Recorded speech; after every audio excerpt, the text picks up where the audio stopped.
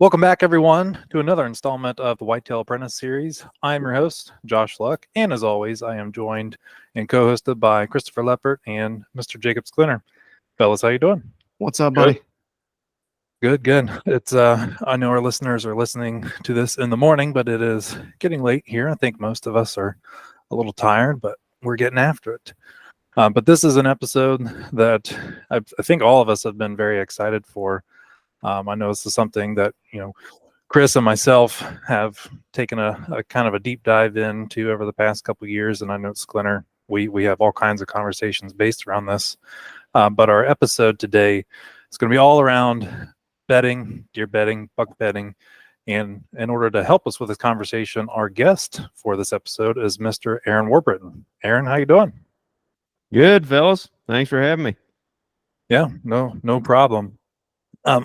I wanted to give our listeners kind of an idea of why we had you on here, Aaron, to talk about bed hunting tactics, because I know you implement kind of lots of different tactics, hunting multiple states, throughout the U.S. But we felt like you would give a very holistic approach to the whole bed hunting thing. Right. I'm sure many of our listeners have seen many of your hunts. The one that comes to mind is that buck nest hunt. It's one of my favorite hunts that you guys have. And I've heard you on podcasts talk about, back in the day, you getting into the Hunting Beast forum and starting to implement, the Hunting Beast tactics and following Dan Infalt. And you are someone that travels the U.S. to hunt and hunts many different habitats, terrain types. So we just really felt like you would give a very holistic view to this, which we think would be very beneficial to our listeners. So I guess to start this off, could you kind of give us kind of just a general background of how you kind of got into some bed hunting tactics, how you've kind of utilized it over the years, and how that's kind of progressed throughout your hunting career? Yeah, for sure. I mean, our education on the whole thing got kicked into overdrive in 2016. Really that year, me and Farrenball both we did it like a deep nerding dive into it. Because up to that point, we were having success on public land and just basically trying to go further than everybody else, get into thickets, get in the middle of the nastiest crap where people weren't willing to go, and hunt during the rut, hunt doe bedding areas, the downwind side of them. We were having success doing that. And those were all tactics that we fully understood. But when we first started hearing about the bedding thing, it was actually from Greg Litzinger. We had him on our podcast back in the day. It was for when we worked for Bill at Midwest Whitetail. It was called Whitetail Watch. And I recorded that podcast in the loft upstairs at our office just whenever I had time. And I don't remember if Zach called me and told me about this Litzinger guy, or I don't remember how we came across him, maybe on Facebook or something. And he was talking about hunting beds, and he had these little quick videos on his page. So we got in touch with him and interviewed him on the podcast, and he started talking about bed hunting, and it really piqued our interest. And he mentioned Dan Infalt multiple times. So immediately after that, we're like, okay, we got to get Dan. So we called Dan and visited with him about it for a while, then had him on a podcast. I got on the forum, but the light bulbs didn't all go off until that buck nest happened that you're referring to. So it's easy to sit there and listen to somebody talk about hunting beds, but until you actually see it happen, it's really hard to grasp what is truly going on. But basically, our tactics up to that point were stay out until the rut and then hunt every day during the rut, hunt funnels, hunt travel corridors, hunt the edges of doe bedding areas. And primarily we were having success hunting the edges of doe bedding areas, or just a bedding area in general. Mm-hmm. But the more we visited with Dan and Greg, we're like, these guys are getting on bucks at all times of the year with this tactic. And they're talking about mature bucks picking areas where people don't go. And that started making sense to us. I mean, we were working at Midwest Whitetail. We had terabytes of footage from over 100 pro staff members all over the country. I mean, several hundred mature buck encounters on film between public land, private land, Bill's farm, whatever.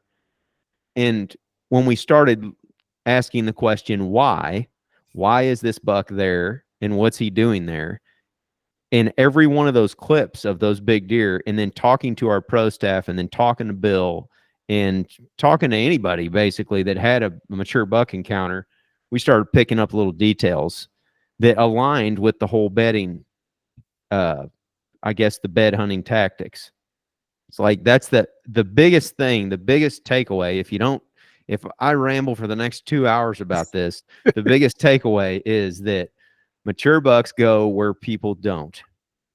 That is sometimes 200 yards away from a parking lot, 100 yards away from a road, 2.5 miles back in the nastiest hellhole ever. They go and they put themselves in places where there are not people, unless they're in a suburban environment or something like that where there's people everywhere. And then you're dealing with a little bit different situation there entirely, where deer are just pretty much used to humans. But on most of the public land that we hunt in the, I would say, pressured private, even the stuff that we consult on private land, we always find the big boys in the same spot. It's like, just give us a map and show us where you go. If you're not killing them, show us where you go. And then tell us how you get in and out of this area, how often you hunt it, where do you park your truck, where are your trail cameras, and how often do you check those? And then once you start looking at the map, you're like, okay, there's this little section over here behind the barn that's thick, that there's a pond in. And we're like, do you hunt back there? And they're like, no, there's no trees big enough to get a stand in. And we're like, okay, let's go over there. Then you walk over there and you jump 150-inch buck out of the edge of that pond, and you see 15 beds right there. It's like, well, he's not living in there all the time, but that might be one of the holes where he's laid up at occasionally. And that's even with all the new information that's came out from the MSU guys who do awesome work down there on deer research. A lot of it still aligns with the same tactics that we use for bed hunting. People get it mixed up. They think that we're picking one bed and we're just sitting right over the top of it, which Greg Litzinger has done and killed bucks. But most of the time, that's not the situation. We're looking for a specific type of situation where people don't go in a cover type that is somewhat consistent. Screening cover is what Bronson calls it from MSU. And whenever we find that, that's where we find them. Yeah, we actually what were we saying, Jacob? Podcast with him. We just did one with Bronson. Yeah, he's a part of this series too. Oh, he's awesome. Those guys. Oh, he's such a great guy. Such a kind dude. Luke, they're all awesome. I mean, doing great work.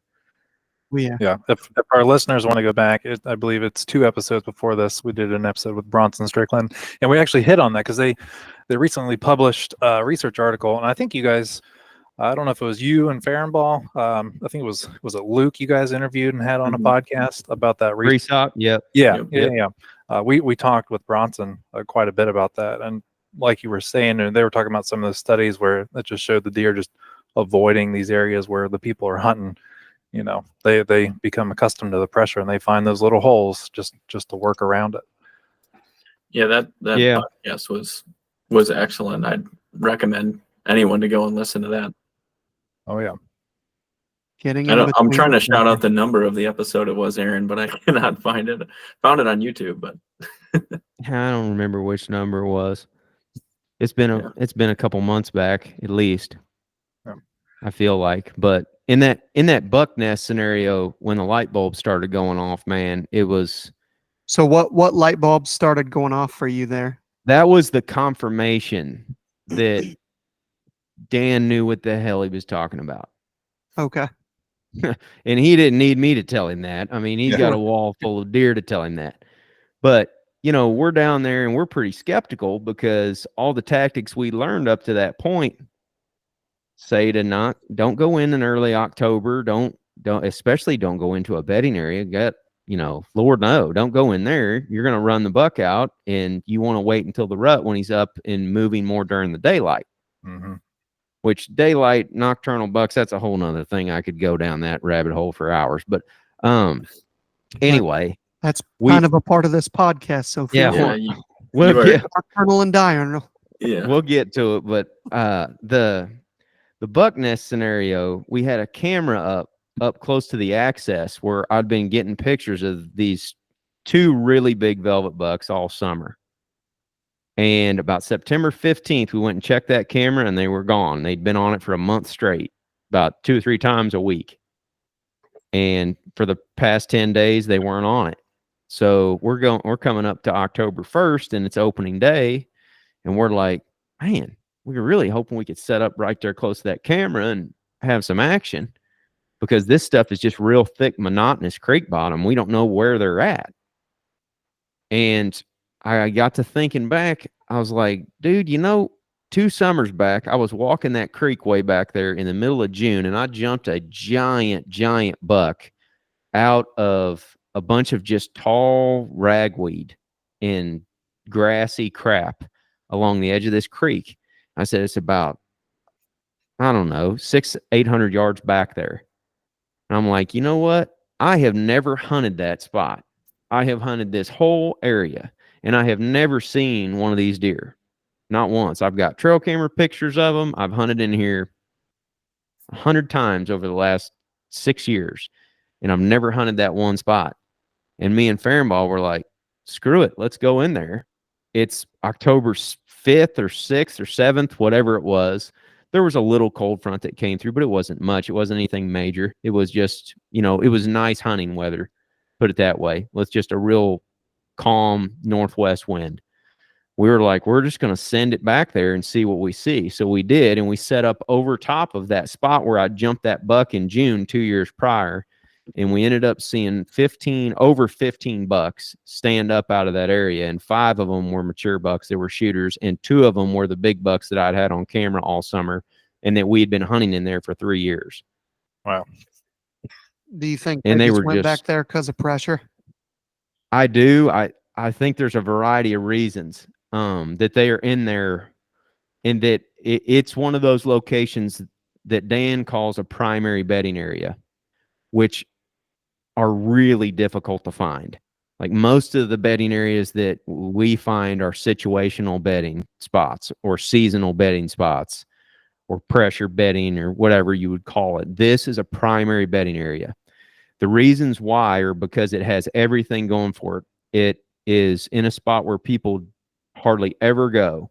It has terrific screening cover, meaning it's got waist to neck high cover across the whole thing. It's got tons of plant diversity in there. It's not a monocrop food plot. It has got all kinds of grass species, forb species, ragweed, all kinds of other bottomland forbs growing next to that creek. I mean, dozens and dozens of species in there, and they're all chest high. So they're high enough that they can completely conceal a bedded deer, but when they stand up, they can see the entire bottom all the way around them. And there's permanent running water right there. Okay. So there's a creek that is full of water most of the year. They've also got some trees around it. So depending on where the sun is at, they can have shade in the edges of that bedding area. All these things are what make it a primary bedding area. Like they have forage back there that they're keying in on in April, May, June. Same with October. I mean, we've seen them in there in December. At all times of the year. I can't tell you how many different bucks we've watched stand up in that bedding area. And it's, 10, 15 acres in size or more in total. But you will when we sat there and we started seeing these deer, we didn't just see them walk out of the woods. We saw them visibly stand up out of the beds that we had found in there before. Wow. And I'd only found a couple beds that day that I jumped that buck.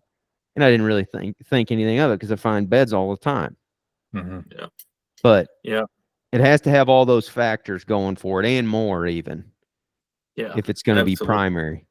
Have you Absolutely. found a situation where a buck has used the same bed all the time, or like, let's say for a couple months or a couple weeks or whatever? Have you ever been able to hunt a specific bed or like 10-foot area or whatever? I have not. Okay.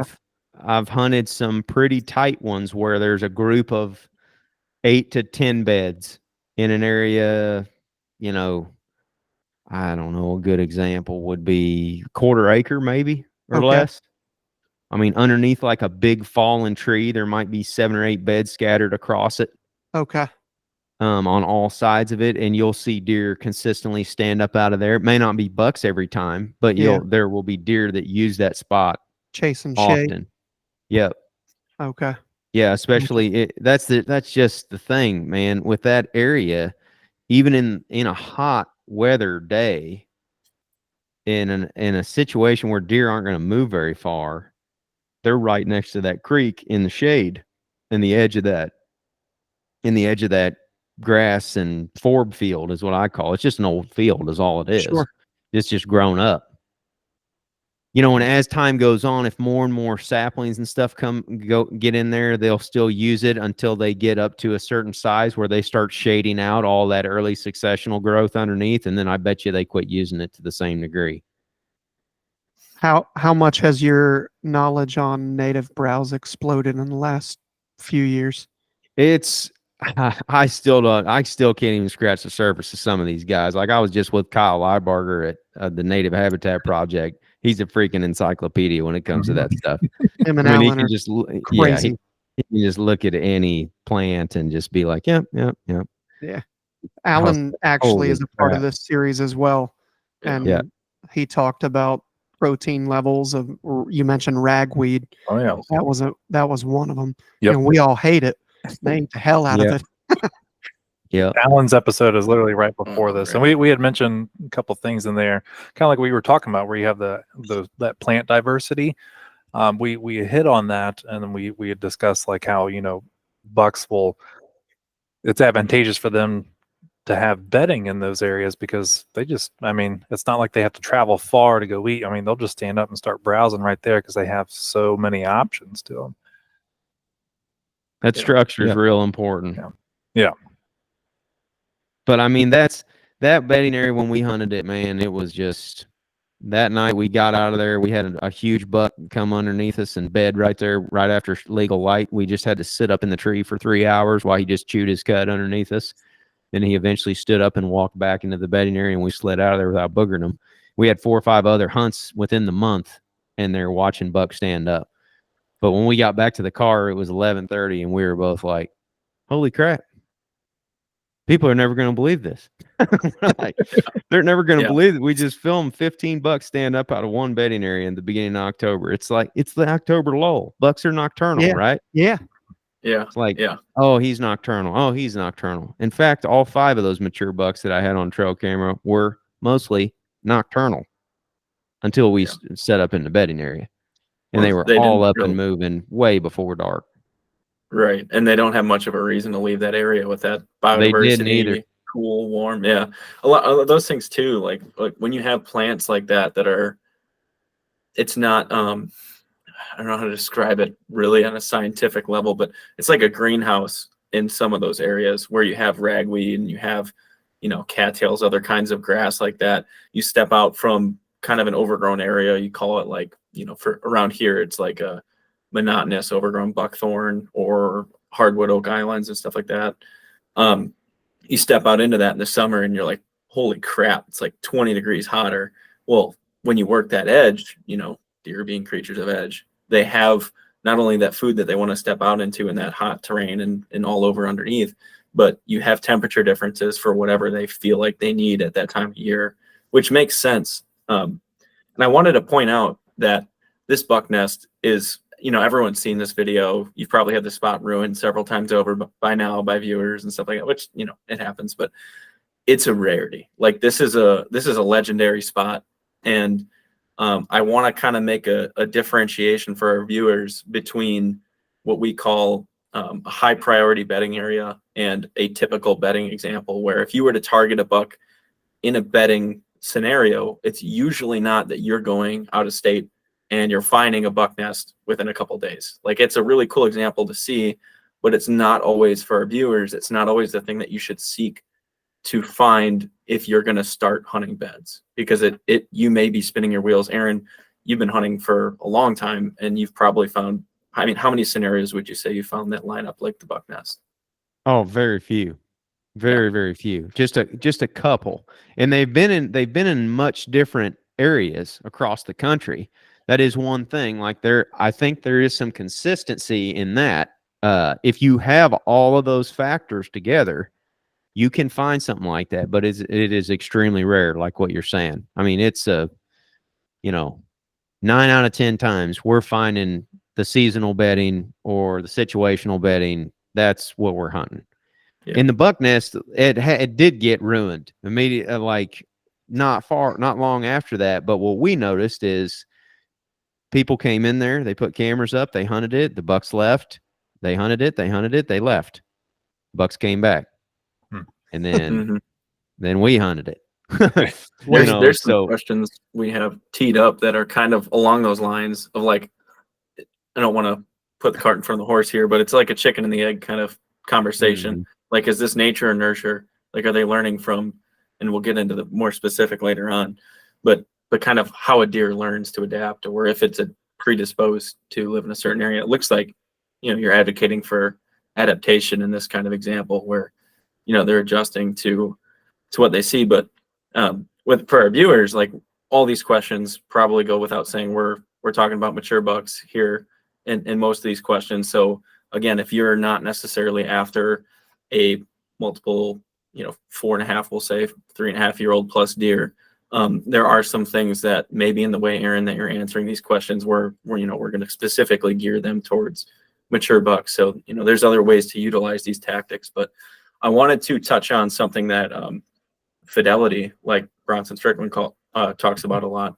In your experience, in a typical bedding scenario where we're not talking about one of these high priority bedding areas, how often do you think a mature buck will use the same bed one day and then immediately the day after?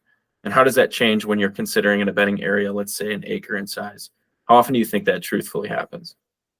I think it depends a lot on the deer's personality and the individual buck that you're dealing with. I have seen them use the same bedding area a couple of times consecutive days in a row. But what tends to happen more frequently is they use the same part of the landscape consistently. Now, that's not saying every day. They may bed there one day and be gone for 4 or 5 days, and then they may be back for 2 or 3. And they, more often than not, they're not using the same bed, but they might be in the same bedding area. That bedding area might be 10 acres in size. In the example we've been mentioning is 15, 20, 25 acres in size. And they shift around. I mean, there's all kinds of reasons why they do that, but it definitely just depends on the deer, man. We've seen some bucks at Winky's farm back in the day that were so predictable. We hunted that G4 deer that he eventually killed. I think I filmed him 11 out of 12 hunts. Wow. And he came out of the same draw every single time. So he wasn't in the same bed, but he was in the same general area. But that's a 7-year-old deer with a very unique personality, and they're not studying an individual ancient deer. They're trying to get data from a largest subset that they can find, that they can test, so that they can give people accurate information. There just ain't such a thing as accurate information when it comes to an ancient buck like that that's an individual. They do a few things similar to one another, but man, they're just very personality dependent. And it seemed that's like my opinion anyway. Yeah, it seemed like that was part of and that's kind of why we're leveraging you for this. I mean, there's a lot of people you named Greg, Dan, there's a lot of people that we can choose from the perspective of bedding. And this whole series is geared towards picking the brain of an expert. Like, who would you want to be your professor for this topic? And we, as you're saying here, like, there's a lot of different personalities to deer and a lot of different situations. Well, we want the guy that has been in as many of those as possible, failed in as many of those as possible, and succeeded in as many of those as possible. And I think that the way you articulate information is excellent. And that's, if you're going to be a teacher, you need to be able to articulate what you're talking about.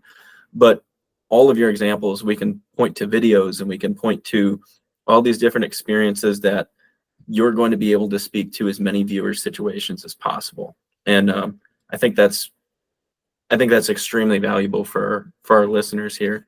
And I did want to ask that question up front, just because when a lot of people start getting into these bed hunting and stuff like that, when I first started getting into it, you'd think that, oh, this buck's going to be here every day, or like this buck's going to be here every week or something like that. And I was just appalled to find out that from my observation wasn't even like remotely true.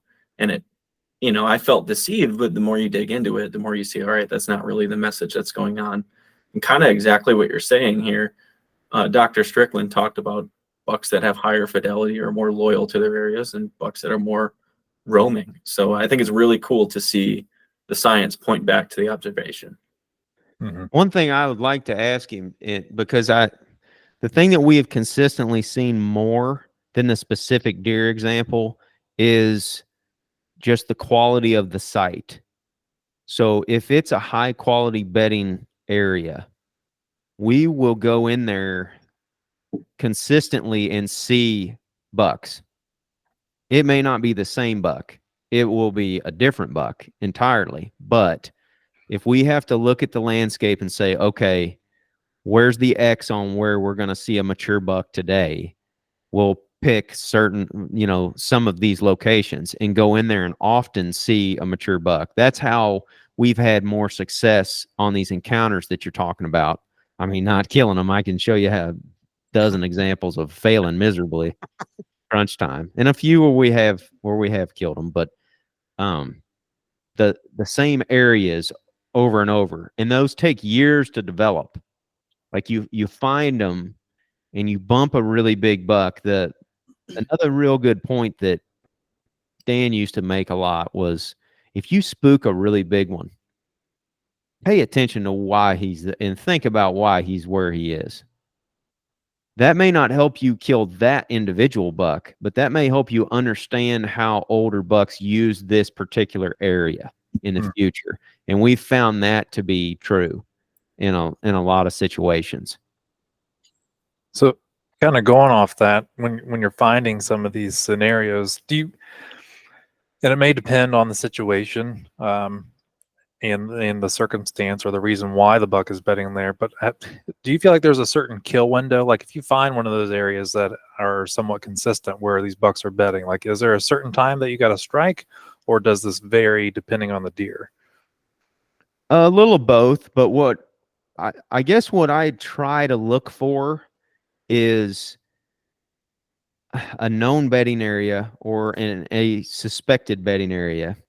And I want to look at sign that is coming or going in and out of the edge of it somewhere.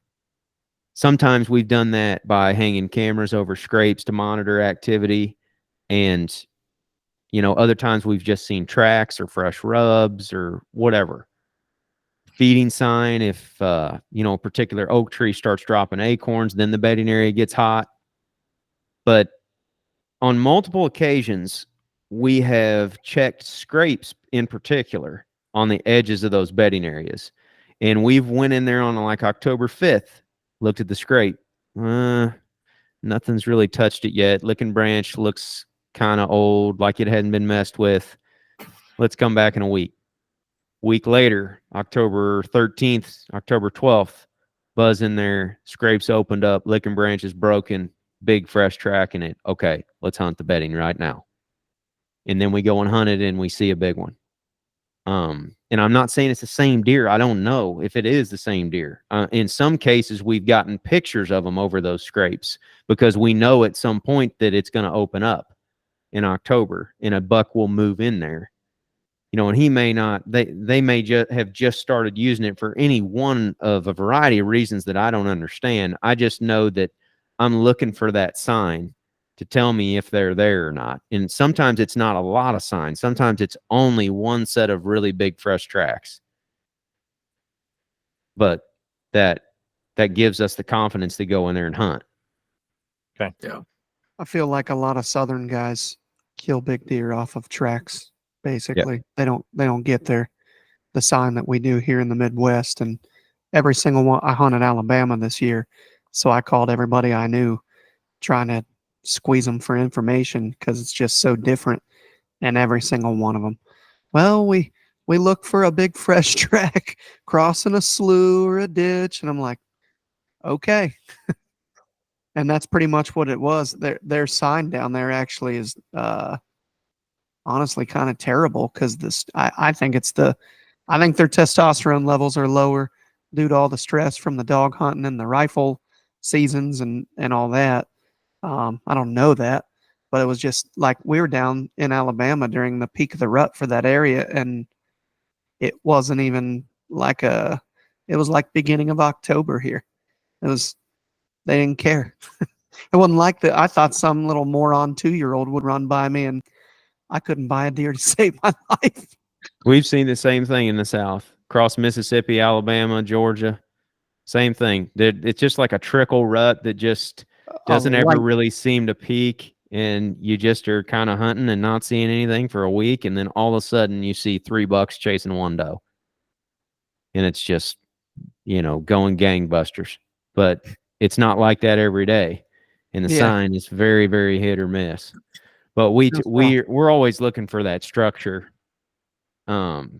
where a big one will lay up and be comfortable moving around during daylight, especially in a place where they can rifle hunt for extended periods of time. The only way those deer are going to make it to any older age is if they live in spots where they can't get at them with a gun. Yep, I agree. Or where they can escape. It's interesting to listen to you talk about these primary bedding locations and describe them. Our buddy Jake Bush, that's literally how he's finding all these big deer. Basically, he's finding primary bedding locations for the most part that hold deer, big deer. It's very interesting to talk to all you guys. And you kind of hear the same stuff, but put in a different way, and you're like, okay, maybe I'm doing something halfway right here sometimes. Yeah. So I wanted to touch on, I wanted to use your experience here. And we just talked about things in the South, different ruts, things like that. I want to use your experience to kind of give homage to maybe when bed hunting is most effective. So this question, essentially, I just want to ask, does the nature of your situation as a hunter change your approach to the hunt? So if you're in state, are you hunting a particular style more often where you have more time, a little more about the deer in the area? Or if you are hunting out of state, you're running gun in areas you're unfamiliar with, do you still think bed hunting or targeting an area that you believe is bedding is as effective, or are you more sign oriented with bedding in mind? That's a tough one. Pretty close to both. I mean, it always comes back to bedding, but we do hunt a lot of sign. I mean, we're always looking for sign, but it always relates back to bedding. Now, the bedding scenarios change a lot from spot to spot, state to state, area to area, whatever. But man, it almost always relates back to bedding. The only time when I really scratch my head with bedding is in the middle of the rut. It's not necessarily the rut down south, but the rut up in the Midwest, where it's hot and heavy, mid-November, everybody wants to be in the woods. We have success during that time of the year, but it is much more random, and we use different tactics. We hunt areas where we can glass or we can see a long ways. We use decoys a lot. We call a lot. We move constantly. And we kill deer in your typical travel corridors and things like that. And we occasionally kill them in a bedding area during the rut, but not nearly as frequent. We have way more success hunting bedding areas early season, pre-rut, post-rut, late season than during the actual rut itself in the Midwest. Now, when we've hunted the rut in the South, we've had more success hunting bedding areas. Oh, okay. Wow. But I don't have as much experience in the South hunting during the early season or the super late season. I've got experience hunting down south during the rut and during the post-rut time frame. Gotcha. It's interesting because we have a lot of friends in the South, and they always say like bedding's everywhere. It's really hard to, pin down where they're bedding because they have so much cover. And that's true. It is. But it depends on the situation. A lot of people like to throw blanket statements over a state or a region or whatever, like Iowa's land of the giants and there's no big bucks in Georgia or whatever. I just have found that to be not true, blatantly. It's like, I can take you to a piece of public land in Iowa that gets absolutely smoked during gun season. So there's a lot of deer and there's a lot of bucks, but there are very few 4-year-old bucks or older because it just sets up so well for people to push that place and to kill the heck out of them. And they can party hunt too, can't they? Right, Yeah. right. If you party hunt with a slug gun on a 50,000 acre piece of rolling closed canopy forest, those deer can essentially escape every which direction.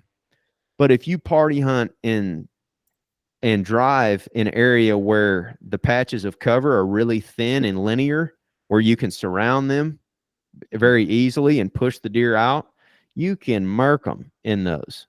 And that's the thing. Like, you might have a public area in Iowa that looks phenomenal, looks just like the 1,000 acres of private that's 5 minutes up the road. But if that public area is receiving a ton of gun hunting pressure from drivers, the age class of deer isn't going to be the same there as it is on that big tract of private land where they're killing 170s every year. That's good stuff to keep And in that's mind. not, that's just that's one state. Heck, that's one county. Yeah. People think that, and then they talk about the bedding areas in the Southeast, and that is true. I mean, there is a lot more thick cover down there to deal with. There's way more places for a deer to hide down there overall, but that's not necessarily every scenario. Every one of them changes just a little bit, but man, we still find ourselves in the spots where nobody goes. And you went down to Georgia and killed a hell of a deer down there. I think, wasn't it a muzzleloader? It was Maybe killed 2 bucks and a pig. what that bigger deer? What did that score? Do you have any clue? Any range? I don't measure him. I don't know. He was freaking huge because he was, a buck down there with a Pope and Young rack on a 90-pound deer or whatever, Yeah. 100-pound deer. I mean, that thing looked like a world record coming through the woods. I know, as soon as I was so freaking nervous when I saw that deer. They're little bitty in the area where we were hunting. The deer are like so much smaller rack and body size than they are in Iowa. But I thought that was the coolest thing ever. Yeah. Like even the sign that we're reading is lower to the ground because these deer aren't as big. Like, they don't have the same frame, the same skeletal structure. But we killed that buck in a spot where nobody goes. And I shouldn't tell everybody why I know that nobody goes in there, but I guess I will, because at the time, it was a really good learning experience for us. But I asked a local guy that I ran into down there. I said he'd killed a buck, and we were visiting about, he'd had a lot of success over the years, and he was showing us his deer, and we were congratulating him, and he had it on a deer cart. And I was like, man, some of this stuff is pretty wild and nasty down here. Like, if I shoot a buck in some of these spots, it's really going to be a pain to get out. He's like, yeah, they are sometimes. They're a pain. And I said, have you ever seen anybody bring one out in a pack? And he said, no. So I immediately was like, okay, I know of 2 spots on this place where ain't no human getting a deer out of there without a pack. Like, you are not getting them out of there on a cart unless you got a dozen guys with you. They're just absolute hellholes. So we went in there and we killed a buck. You went elk hunting, basically. Pretty much. If you go watch that video, we got frame packs on and we're coming out of there, and it is like gnarly steep.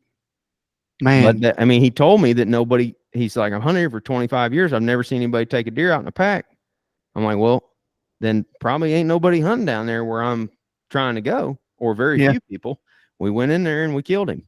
Now, there was a lot of luck involved because we spooked the crap out of him once before we killed him, and he was on a hot doe. And I missed him the first time. Like, it was just, I mean, a train wreck trying to kill that thing. But I eventually, luckily, he had a hot doe, and I was able to reload that muzzleloader a second time and get a second one and kill him. But When yeah, it that's how comes, we knew to go to that spot.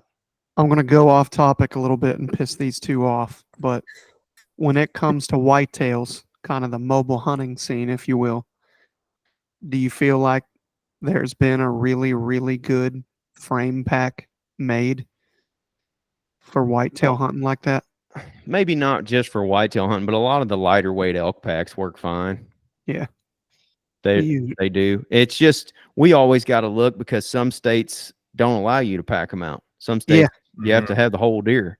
You know, and depends on what the CWD regulations are that they have going on. So it's something that we employ often, but not always, just depending on what we can and can't do. I would prefer to bring the whole deer out most of the time if I can, but you know, in some situations there just ain't no way to get them out of there other than putting them in a pack.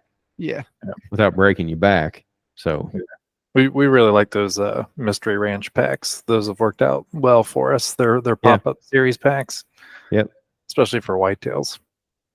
But getting back to some of the bedding stuff, and you, this next question, you've kind of, I think you kind of alluded to it and you already answered it, but it's, you said it pretty much always, you're always going back to bedding in some aspect. Are there ever any instances or situations where you don't have bedding in mind, or do you always go in with that mind, whether you're e-scouting a new area? Like, is there ever a time when you don't look at bedding? I may not have to think hard. Most of the time, no, I mean, we're always thinking about it. Almost always, even in the rut. The only time where it might get a little questionable is in the rut when we're looking for a big one with a doe. Because then all bets are off.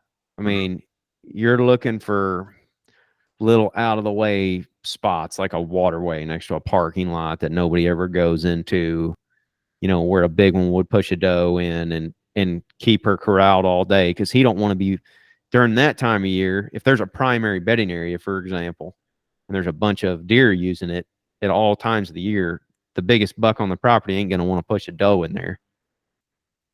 Most of the time. I mean, he might have to go in there to swoop one up, but we find them in the weirdest places ever, up against a river, blocking where he's got a barrier on one side over where he can block her off from other deer.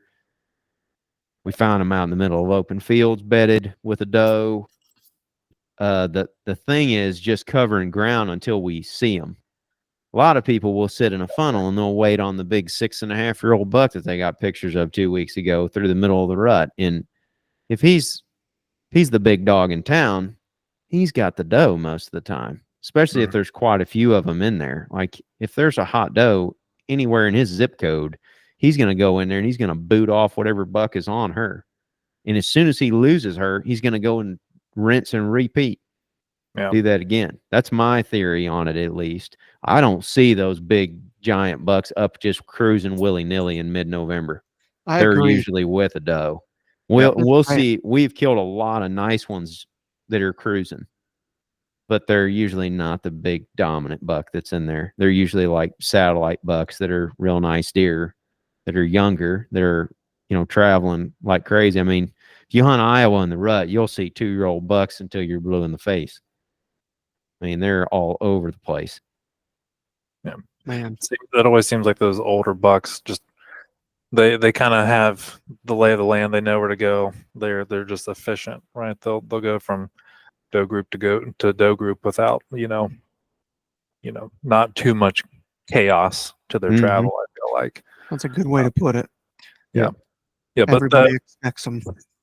The point I was wanting to get at with the you keeping bedding in mind, the vast majority of the time was just a point I wanted to get across to our listeners, because as Jacob and Chris and I have talked about bedding and dove into bedding over the past few years. That's now whenever we're looking at a new piece of property or scouting or anything like that, no matter the time of year, I'm like, we always have bedding in mind because we feel like that's what gets us close to those bucks, right? That's what we feel like is making us efficient, where we're going. One thing we should clarify too is the terminology used.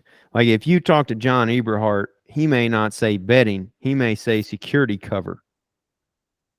That's a good point. But we're thinking of it in the same way.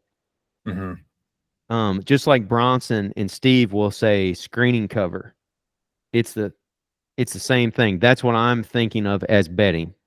They may not be physically bedded there at that particular time, but what I'm thinking of is bedding area where a buck lives during the day. Where he lives, where he moves, where he lays, somewhere close to that. And in that type of security cover, if you will, if you use John's words for it, that's where we find them. Right on the edge of it or in it. So I'm thinking of bedding like the cake. But when we say bedding, we're like, there's your reward. Like that's the thing we all want, right? But there's a lot of ingredients that go into a cake. And you aren't going to make one just by seeing a bunch of pictures of cake and seeing a bunch of people eating it. You're not going to find bedding by, hearing people just say the word bedding or bedding cover or whatever, and being generic. And obviously we have the buck nest as a great example, and you've given some stuff.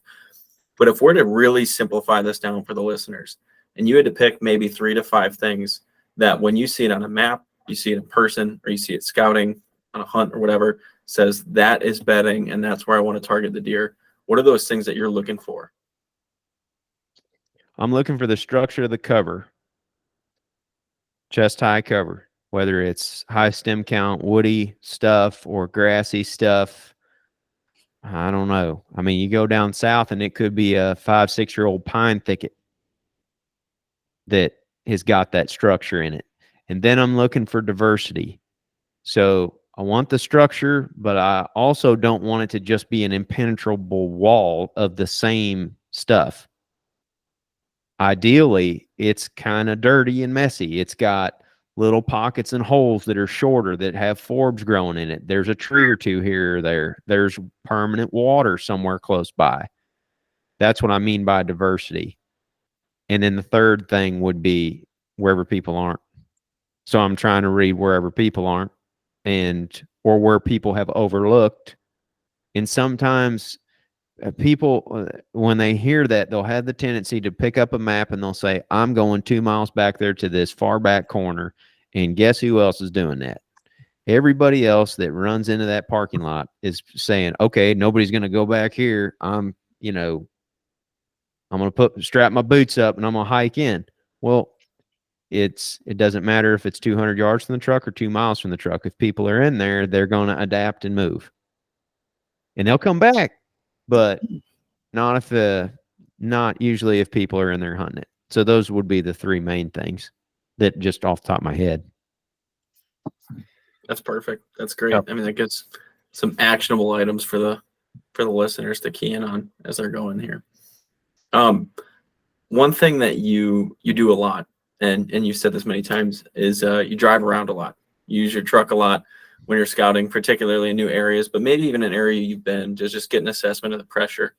Now, I would say that you have, and you might refute this, as a lot of good hunters do, but I would say you have above average success for the average guy out there hunting public land. I think to me, that's absolutely true. But driving around is relatively free to anyone, and it's a pretty well-known thing to do, is that anyone can gain information from the road. How are you specifically using the intel you gain in a truck differently than your competition or the other hunters out there? Like, for instance, Zach will get on top of his truck in flat land and he'll use it to glass. Like, how are you using either the intel that you learned or the demeanor in which you go about in that truck differently to put you a level ahead of other people? I'm always thinking about human behavior.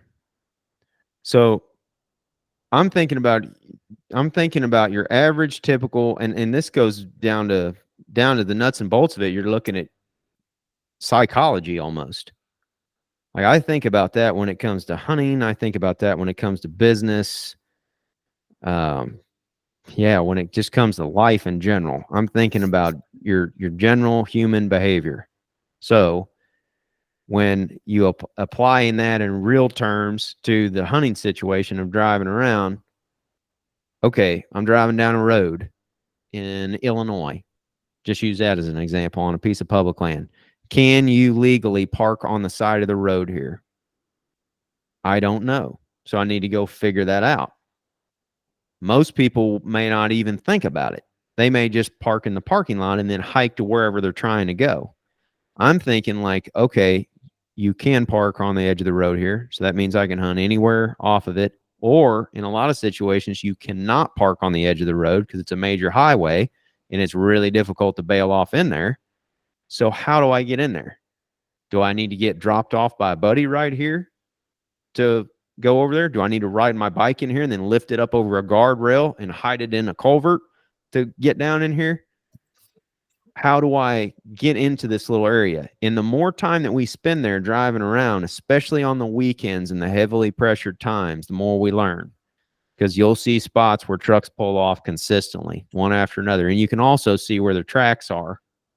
And you can compare that back to the latest rain or whatever. I mean, you can see where people have been pulling off. And it's honestly, sometimes it's really that simple, is you just monitor what people are doing and you do the opposite of that. I mean, we were down south last year and it was during gun season and there was a truck every 200 yards on this place. I mean, it was getting absolutely smoked. And we drove down this same road like 3-4 days in a row. There's 11, 12 trucks on the right side of the road, 2 trucks on the left side. Next day, 14 trucks on the right side of the road, 1 truck on the left side. Next day, 11 trucks on the right side, 3 on the left side. Okay. Not as many on the left side, way more ground on the right side, not as many on the left side. And there hasn't been any trucks parked in this 1/4 mile stretch at the beginning of that road.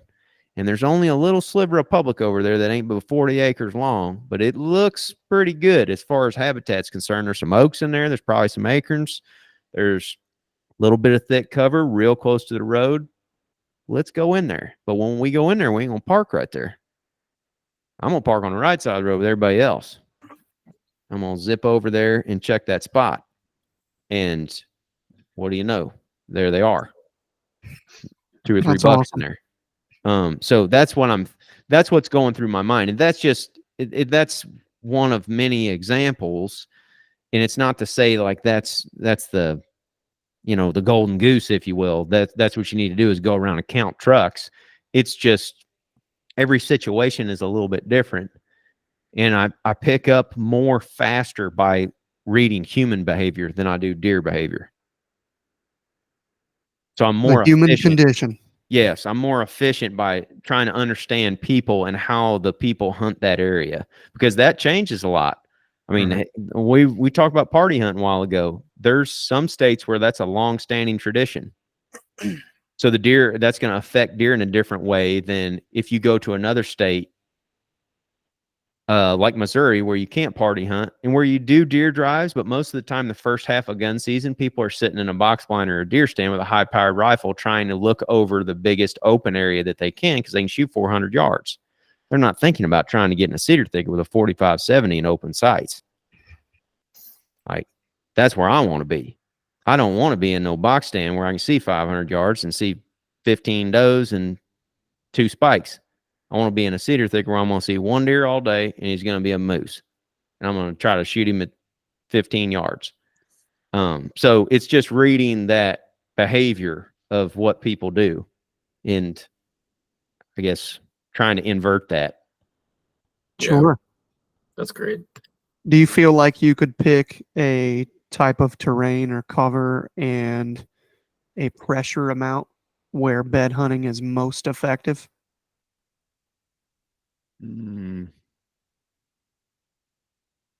We got them thinking. It's a good question. I don't know if I could pick one where it was most effective. If we can see, that helps a lot.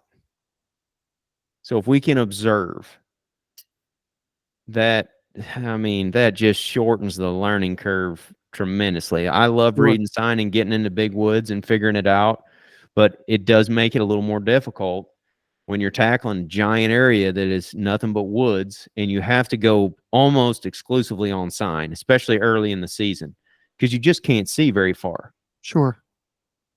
But if you're hunting somewhere out west where you can see for miles and miles and miles all around, you can find deer a heck of a lot quicker. I mean, they just don't have any place to hide. So you can get up high and you can observe. But there's lots of other situations where you can do the same thing across the board in various different states. Not to say you can't observe in big timber. You can. It's just harder earlier in the season when all the foliage is still on. But after that stuff drops, you may be able to see a little bit better, at a distance. We learn more from our eyes at a distance. That's another way to speed up the process, I guess. Okay. I think, and then Chris's point about pressure too, like, do you believe that pressure can be, like, in my area, kind of the same exact area where Dan's at, a lot of people bed hunt. Like, Oh yeah. we have a lot of disciples of Dan, we like to call them around here. Yep. And so that pressure specifically concentrates deer in certain areas. And so bed hunting, like you're saying, where you're doing the inverse, you're understanding why deer are bedding in certain scenarios, and then looking at everything from the perspective of, okay, I understand all the areas that they're not going to be because of this. Like, do you believe that having a certain amount of pressure actually begets easier bed hunting? And like before, you also touched on the opposite standpoint where, a less pressured buck was extremely consistent. Do you think that there's a general trend in either direction with that? Just personalities. I mean, more pressure as a rule is going to make things more, I guess, tense and complicated from the deer's perspective. Like if they incur or encounter more pressure, they just get harder to deal with. But from our perspective in the huntability of an area, yes, I like areas that have quite a bit of pressure on them, especially if it's a big public area. Because, man, that year, you all mentioned that Georgia example a while ago. There was very little pressure on that hunt. I mean, so we could not hardly use it to our advantage. We eventually got that answer about the frame pack, and that helped us decide on where to go. But we weren't encountering a lot of other hunters. Like, we were not seeing deer that were visibly pressured by people. They just were spread out all over the landscape. And like you mentioned a while ago, Josh, there's bedding everywhere in this particular instance down south. Mm-hmm. So, I mean, we were seeing like one deer a day if we were lucky. And we had a lot of hunts where we sat and didn't see nothing. So we would just have to start still hunting in order just to see a deer. Even if we spooked it, we would just, but that's an extreme example of where there was zero pressure and there was ample bedding, cover, and food across the landscape for them. So the deer were very evenly spread across the landscape. But as you introduce that pressure, they start to concentrate in areas where it's not. And yeah, we've noticed the same thing with more bed hunters. But if you're always thinking about the inverse as to what people are doing, you'll find them. Yeah, Makes that's a what lot of sense. And they don't. It's like bed hunting is it's no different than your elk example we were talking about a while ago, where if somebody goes out west blind and goes elk hunting for the first time and they don't even see an elk in a week and it costs them a few $1,000s and they walk 30 miles or whatever, that's a rough experience. That takes a toll on you mentally. If you do that bed hunting a bunch of times and go into areas that you think should have bucks in them and you don't see them, you're not going to keep doing that over and over again. Yep. And if you do, then the bucks won't be there. So it's almost like this cycle. An area may get popular, a big buck may be in there, a lot of people may know about it, they may be hunting that bedding area, they may just torch it. Whether they kill him or not, the next year rolls around, human behavior changes a little bit, there's not as many non-residents from Tennessee coming up and hunting or whatever, and all of a sudden that bedding area is good again for a week in late October. It's just knowing where those are at and monitoring them throughout the season and figuring out when they're in there. Yeah. I mean, Chris has got he's dibs the next one, but I want to just point out to our viewers that you're really honing in on what's actually going on. You're not making assumptions about the area before you're going in. You're analyzing data as you're going into that spot. You're taking in information not only from the road and around and the people and as the season progresses, but you're doing it from the tracks, the sign, everything on the way in. So you're not just trusting what you saw spring scouting or trusting what you're seeing exactly maybe on the way in or exactly from a parking lot. You're taking all these things and you're adapting to the situation, and you're basically being a deer. Like, you're adapting to get away from the people the same way that the deer are, and it's going to end up with you thinking like a deer, intersecting you in the path of a deer. So I just wanted to point out really quick for the viewers, like, there's some rules we'll give, but nothing steadfast. And I think the only thing that you can count on all the time is that you need to adapt to the conditions you're experiencing throughout the year and throughout the hunt in order to succeed. Because you bet your ass if a deer is worth killing, he's doing the exact same thing. Situational hunting tactics. That's Joe Elzinger. He's the king.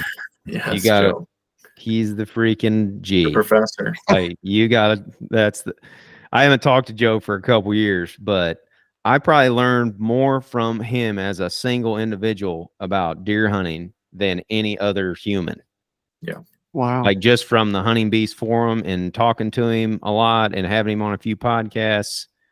He's the one that really started to plant that situational hunting tactic seed several years ago. And that one, you tie that in with bed hunting, and that's when things really started to change for us. Yeah, things did not make sense for me at all in southwestern Wisconsin at first. And I went to UW Platteville, graduated with an engineering degree. He went to UW Platteville, graduated with an engineering degree, and ended up figuring out through the forum. I ended up talking to him a lot. And we didn't even talk about spots, but we just talked about patterning areas and conditions and shooting for what the deer would want in those conditions. And that just that made so much more sense in the area that, we were hunting. And he just taught me so much. He's a absolute wealth of knowledge. Oh yeah. So many creative tactics come from him. Yeah. In our conversations over the years. He's sharp. Interesting.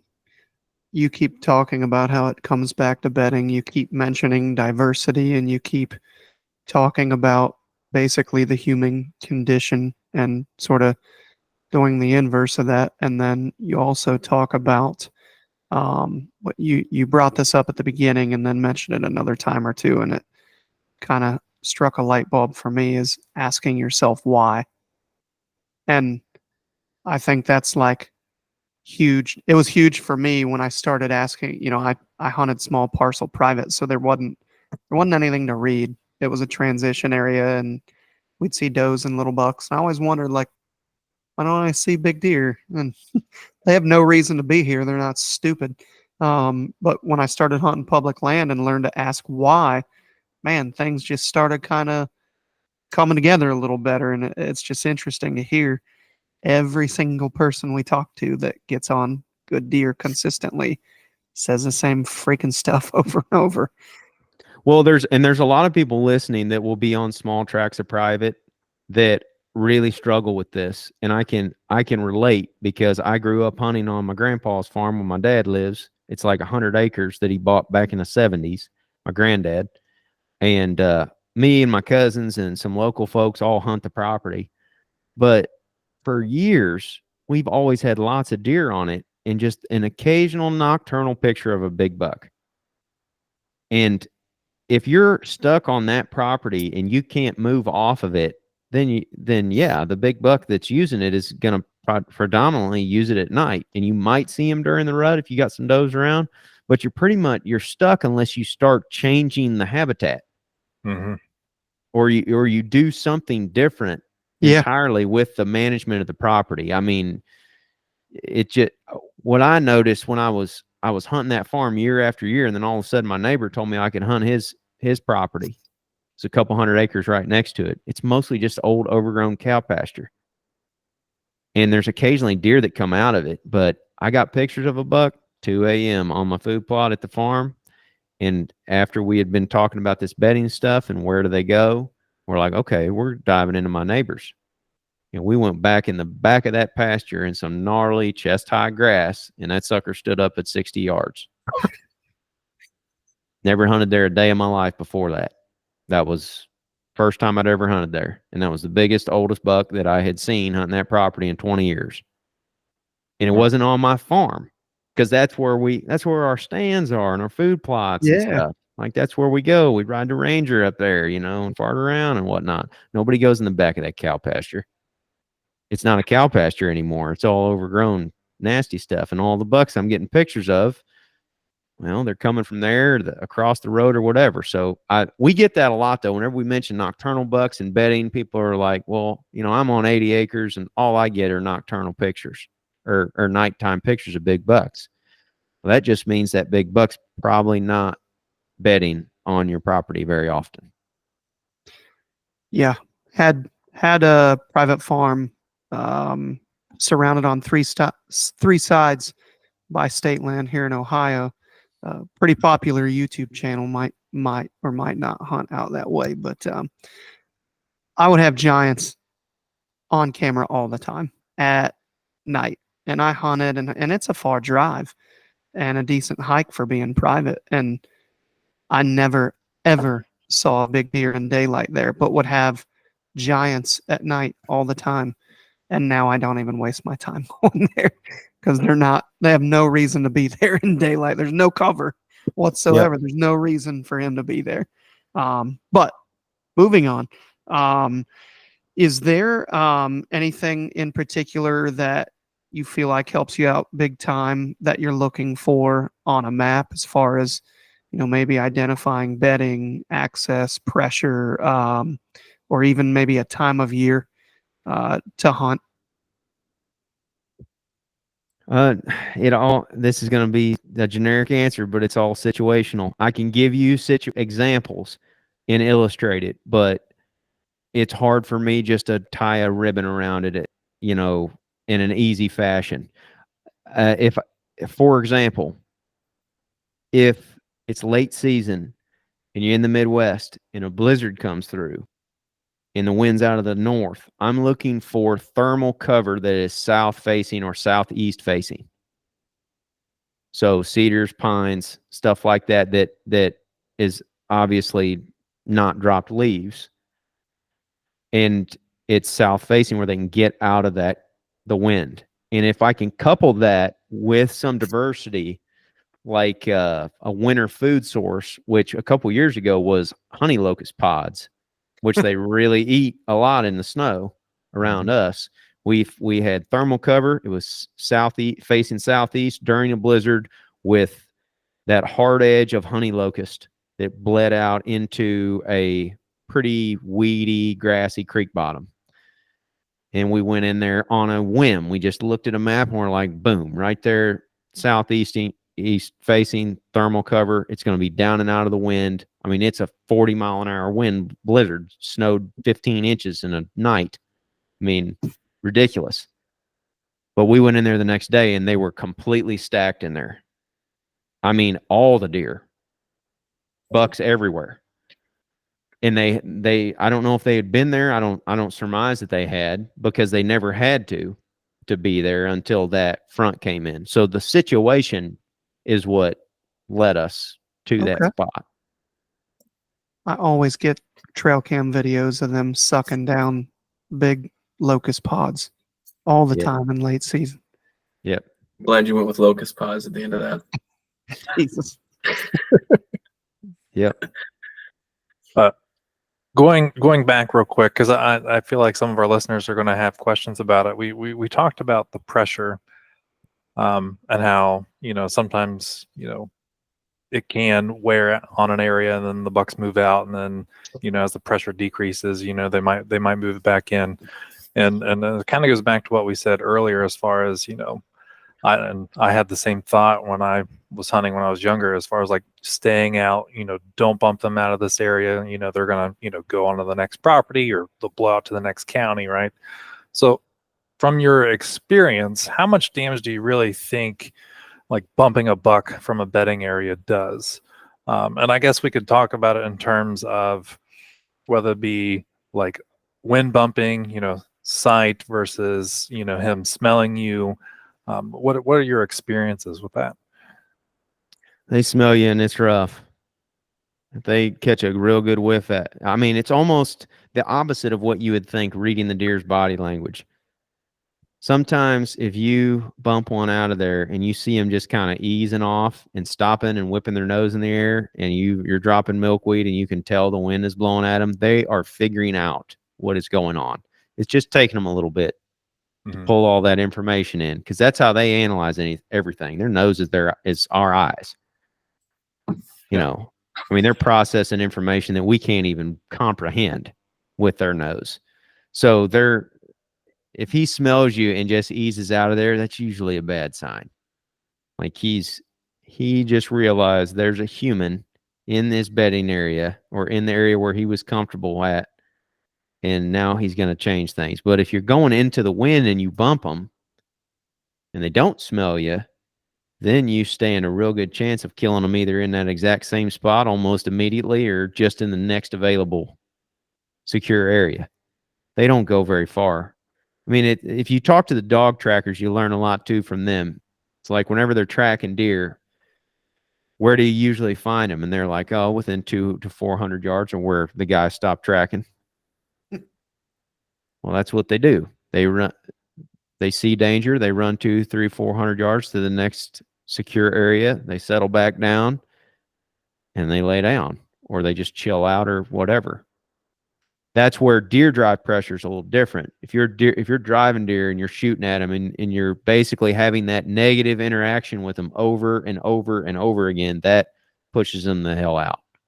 And same with when they smell you. I have been smelled by multiple big bucks over the years, and I don't recall seeing them again. I have spooked a bunch of them that we've seen almost immediately afterwards. And blew them out of there like just, gone. But they didn't smell me. I just scared the crap out of them. And they didn't know what I was. They just were like, I'm getting the heck out of here. I don't feel comfortable. It's time to go. All depends on the nature of the bump. Yeah. So you don't feel like he came back in there later, possibly, and maybe Might have. trying to pick up ground disturbance or something. Kind of like when you're setting trail cams across a WMA, and then the next morning after your first day in there, he's on every single trail cam. Might have. And some of them definitely react negatively to ground scent. But man, whenever they smell you, like they get your wind. Yeah. I had a buck wig out. I was at full draw in a bedding area, and he come into 30 yards. And he had to take like 2 steps, and he was going to be at the scrape. But he stopped because he smelled where I pulled the freaking kayak up the edge of the bank of the creek. And he either smelled that kayak because he was downwind of the kayak, or he smelled my boot tracks from where I walked up out of the creek and across that grass, because he got downwind of my ground scent right there. And he just held up for like 30 seconds, and I could tell. I'm like, man, he ain't going to take another step on that trail. And he just kind of peels back in the footage, takes a step back, turns around, takes 2 bounds, and just looks back at that spot. Like kind of nervous, like, I don't know what's going on, but I don't like it. And the game wasn't over then. I still almost got an arrow at him, but he kept going around the wrong direction. He wasn't going to go past that spot, but he was trying to get through my area to get from A to B. So he was still confident enough in moving through the area. He just didn't want to go over to that spot. It's almost like a doe wigging out at a trail camera or a ground blind or something that you just put up. It's like they may walk around it to get where they're going, but that point made him nervous. But the jig was really up when he got downwind of me in the tree. Then he whipped that nose up in the air, and for a minute and a half, we filmed him just over there. You could just see his nose opening and closing. I'm like, he is smelling the crap out of us right now. And I'm just dropping milkweed. It's going right at him. He didn't blow out of there immediately. He processed that information for a couple minutes and then took off. And we never saw him again. Yeah. So you've alluded you've alluded to this, and I want to dive into it, but I'm going to ask you a fairly general question, and then I'll ask you a more specific one based on your answer after that. But there's kind of two approaches, I guess, that you hear all the time when you have bumped a deer. And I think we know how you feel about scent bumping a deer. So let's assume this is sight where they don't quite figure out and get a clear look at what you are, or sound. That deer just takes out like a bat out of hell, definitely didn't smell you. There's a sacrificial lamb approach, is what we've kind of called it as a slang term, is, okay, I learned from that deer. I'm going to copy and paste the scenario he was in into another place, and I'm going to use that to then kill another deer. Or there's the bump and dump, where you sit the same kind of spot. So let's say you bump a big buck out of his bed, and it's not smell or scent based. What do you do next? My first option would be, where's he going? The direction. And is there another available bedding area over there 300, 400, 500 yards away that's a really good candidate for him to hole up in? And then can I hunt that immediately? Or do I need to wait till tomorrow or the following day or whatever? So that's what I'm thinking. Occasionally we'll hunt the same exact bed or the bedding area where we jumped him out of. But sometimes we've had them come right back in there, but when they come back in there, they've been a nervous wreck, and they've been hard to deal with. And they're trying to come in, and like you said, Chris, they're trying to get downwind. They're trying to figure out what the heck bumped them out of there. They're just jumpy, and it ain't ideal. I want to catch that sucker by surprise, and then sting him with a bee in his side. Like, what was that? And then lights are out. That's what I want to do. So more often than not, though, we're watching the direction he goes, and then hunting that bedding area strategically in that direction as soon as we can thereafter. But it depends on the. Hang on, I just got this dang Siri thing popping up. You're already hitting on actually my next bullet point there too. Depends on how much available cover's around and what he's got for options. Yeah. So I was going to give the situation next. Let's say, and I tend to err on the same side you do, where I'm less bump and dump, more how is this deer adjusting to the pressure he just faced. But let's say that you're in the Sandhills of Nebraska and you're hunting a marshy area, and there's sandhills that are rolling on for forever in the other direction, right? So that deer's going to circle back and he's going to bed there, and he just shot out like a bat out of hell. Didn't look back, went over the next sandhill, and you're confident he's going to come back. Are you setting up such that you are downwind of where you bumped him, and you are predicting that he's going to circle downwind in order to figure out what that danger was? Or are you setting up right where you bumped him out so you can shoot to right where you just bumped him out of? In that scenario, I might try to observe him in there again. So I might be considering setting up in there and trying to kill him, but depends on how many days I got left. If I got a day or two left and I've got to leave, yeah. But if it's early in a trip or early in a hunt or early in the season, whatever you call it, and I bump him out of there, I want to see him in there again. I want to figure out a way that I can know he's in there. So is there sign in or around there that I can check? Because otherwise you're kind of throwing a dart at a specific bed, and that does work on occasion, but I would feel a lot more confident if I knew he was in there. So if I watched him go in there, like if I set up an observation point next morning at daylight and I see him slipping in the back door, I want him to slide right back into that bedding area and get comfortable. And then I want to try to figure out, based off of what I learned, because if I bumped him out of there, what I would do immediately after I bumped him is turn over every rock within 150 yards of that thing. I want to figure out how he's getting in and out of there. Is there a little tree that he's rubbing on occasionally? Where's the tracks going? And then if I see him in there again, then he's already showed his hand once. Right. So now I'm armed with more info. Yeah, I like that. Again, the adapting to what you've received. That's yeah, great. it just depends on the trip too. I mean, if you got one day left and you got to kill him that morning, then dive in there. Yeah. I feel like something we talked about, the watershed moment where you're encouraged by a scenario and you're like, all right, this works, right? And people have that snap and that realization. And we've also talked about the defeating moment where it didn't work out and you're like, damn it, screw this, I know a lot of people have seen both out of me and you and pretty much everyone that's, on this call right now. But I would say that it always begets success to believe in yourself. And everyone, when you try out something that you're unfamiliar with or uncomfortable with, you're going to go through your woes and you're going to fail and you're going to fail miserably at times. So push past that, keep trying. If you got close, it means you got within range. So, try to be encouraged by the things you can control in the rest of your hunt rather than discouraged about the things that are in the rear view. And yeah, I would just say, like, that's a really good point, because I wouldn't have killed a single buck last year if I got all pissed off about the things I screwed up, and I ended up having a pretty good year in pretty much the exact same situation we just went through. Right? Yeah, you're bow hunting, man. Yep. I mean, Yeah. it's freaking hard. You got to get luck. You got to have a lot of things go your way. I mean, lot. I to kill a big buck, you really need to have him come by you 15 yards and really just nail everything.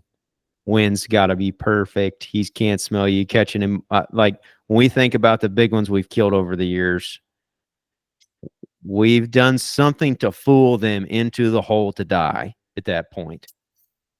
Yep. And most of the time, they don't get fooled that far. If you're doing really good, if you can even get in the game and start seeing them, because then you're just going to learn so much. And I used to get discouraged, but it's bow hunting. It's freaking hard. You gotta put your time in there and wait for something to kind of go right. And if all else fails, just go back to what works. Just go back to the basic fundamentals and sit in a pinch point where there's two trails coming right past the tree at 15 yards and sit there for 6 straight days until you're bored and shoot a buck, because that will 100% work if you do it right. Yeah. I think there's something to be said too for being okay with failing and not coming home with one, especially if you're kind of in the game, like you said, and you're learning, because that a lot of times the ones we talk about the most are the ones that aren't on the wall. And Those are the ones you learn from. me and Josh talk about this all the time. It stings so hard. And then the next year comes and you're like, okay, I probably not going to be that same deer, but somebody else is going to screw up. And now I've got something in my arsenal, that's going to help me out a lot. I wanted to touch on, we kind of talked a little bit about nocturnal bucks, and I wanted you to kind of dive into your thoughts on these deer that are nocturnal. And I feel it's going to come down to why bed hunting is so successful for a lot of all of us. But really, I just want you to dive into your thoughts as far as nocturnal versus diurnal, and your thoughts and your overall experiences with that. I strongly believe that a mature buck is not nocturnal. Almost exclusively not. Now, the definition of nocturnal, it can be, I guess you could consider it at some points, but nocturnal for the most part in my mind means moving it exclusively at night. Moving predominantly at night, which a big buck will do during different times of the year. But I have trouble when people throw that term around and they say a given buck is nocturnal, because I used to be that guy for 10 years. Oh yeah. I mean, we would edit all kinds of videos. We would have it happen to us where we would have nocturnal, nighttime photos on our cameras. Bill would always use the term at Midwest Whitetail that this deer's nocturnal. We got to wait to hunt him until later October. But as we got into the bed thing, we're like, man, I don't know that this is legit. These things move around. They don't move very dang far. They stay in a area that they're comfortable in. but they don't dig a hole under the ground at 4 a.m. and dive in it and come out at 9 p.m. at night. They don't do that. They're not vampires. They got to get up and move and eat every 5-6 hours throughout the day. So we've killed a few bucks where we were able to watch them bed in the morning and then watch them all day long until we either killed them or screwed it up in the evening. So, and in every one of those situations, those deer did not stay bedded all day. They stood up, and they might only move 10 feet, but they stood up and they moved around a little bit. You know, and there's so much variation that on one deer I can think of, we watched him walk 500 yards, Jake and Ted and Greg did, across a wide open area at first light, get into a little bitty thick patch out in the middle of nothing and lay down right there. And no, if you wouldn't have watched him do that at first light, you would have had no idea where he was at out there in that sea of grass. Just a little shrub out there that he was laying under. And he laid under that thing for 4 or 5 hours, and then he stood up and he walked around and he ate a little bit and he went down, got a drink, and then he went right back, laid down again. 3 or 4 hours later, did the same thing again. 3 or 4 hours later, Jake killed him. And Jake was in position to kill him by watching him all day. And that was a buck that we had nothing but nighttime trail camera pictures of up on the Oak Ridge where all the sign was at. There's rubs and scrapes and acorns everywhere up there. And Jake had put a camera up and was getting that thing at night. And we're like, well, where the heck is he? He ain't up here. And he wasn't. He was a quarter mile, third of a mile away from there all day during the day. But he was still up. That's the main thing with the nocturnal stuff. I just don't believe in it anymore. And then if you talk to Bronson and those guys that actually have the collars on the deer, they'll tell you that they move. They're up and moving around. You know, they may not move very far. What is the word that Steve used? Tortuosity. Yeah. He says they're torturous. They're torturous. Yes. So they move, you know, in a sort of an odd They don't fashion. move linearly far. They don't move linearly. Side to side far. Yeah. Yeah. And that's what we noticed that night in the buck nest. All those big ones that we saw stand up, they were sparring and rubbing and scraping and doing all kinds of stuff, but they never left that hole until dark. I had my first 5 sits in the marsh last year. Out of the first 5, 3 times I had watched the buck I was after stand up from his bed, and this was 3 different bucks. I watched those 3 bucks within 80 yards of me. I was in the closest tree to them, stand up in their beds, and all of them were over an hour before dark was up, and not a single one made it within range before light was over. And but they moved around a lot. You know, like you get into the science of it. They have to stand up to do a level of digestion and to poop and pee and whatnot, and they need to be consuming things and all sorts of stuff like that. So like biologically, they need to get up, but what they do when they get up, that's the question sometimes is, are they going somewhere, or are they just where it's safe? And a lot of times these pressured situations, the place that they've been monitoring all day is usually the safest bet for them. So it's almost like they kind of do the same thing all day and all night for the most part. Like they're on that pattern of like I don't know the number, but let's just say a 4 to 6 hour pattern where they have to eat, stand up, ruminate, digest, chew their cud, blah, blah, blah, blah, blah, right? Because how often do we find, you know, in a hay field, in a bean field, you find nighttime beds everywhere.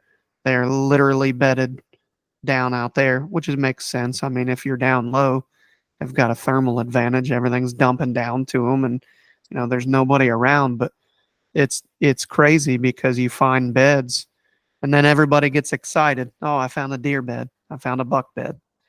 And they ain't bedding there when you're going to hunt them. No, don't. No, everybody always they have the tendency, and so did I for a long time, just to relate it to what the rest of the deer that you're seeing are doing. I've seen does stand up 10 feet from a big buck 10 minutes after he did, and the does literally made it almost a mile before dark, running around, you know, carrying on, eating, blowing at the coyotes and whatever. He's just back there, chewing on stuff and, scratching his butt with his rack every once in a while. And Dan used to say it all the time. He's like, it's hunting. Are you hunting deer or are you hunting mature bucks? Because it's two different things. Yeah. It's like, are you hunting squirrels and regular deer, or are you hunting rabbits? It's completely, they just behave so much different. A mature buck does. Yeah, his old adage, the hunting rabbits, hoping for pheasants. It's Yeah, just- yeah. Just doesn't work until the rut, and then boom, all of a sudden, all the deer are in the same spot. The does are with the bucks are with the does. Voila, not nocturnal anymore. Josh. Going back to that hunting scenario that you mentioned with Jake and him watching that deer.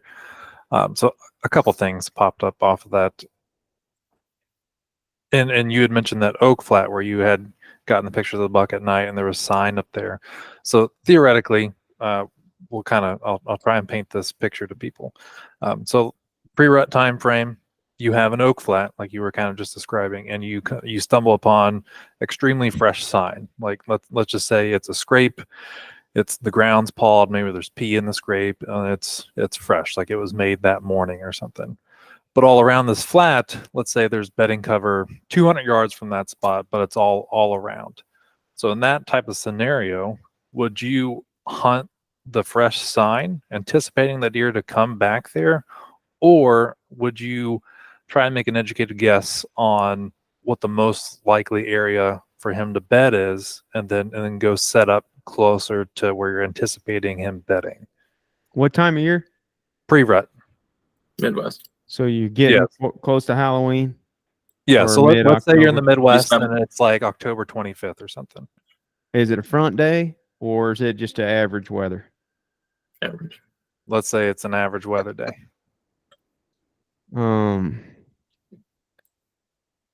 200 yards pretty far.